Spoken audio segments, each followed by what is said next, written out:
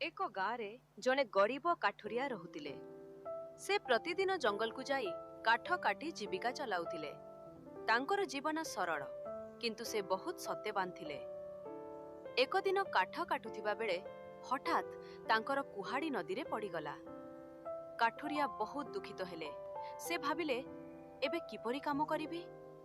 ସେ ନଦୀ କୂଳେ ବସି କାନ୍ଦୁଥିଲେ। ହଠାତ୍ ନଦୀରୁ ଜଣେ ଦେବୀ ବାହାରିଲେ। ଦେବୀ ପଚାରିଲେ, କାହିଁକି କାନ୍ଦୁଛ?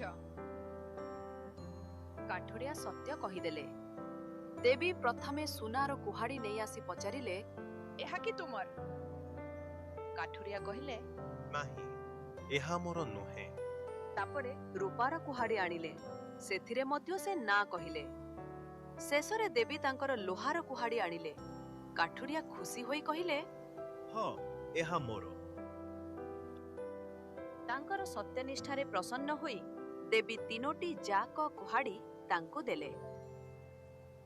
କାଠୁରିଆ 3ଟି ଯାକ କୁହାଡ଼ି ନେଇ ଖୁସିରେ ଗାଁକୁ ଫେରିଗଲେ।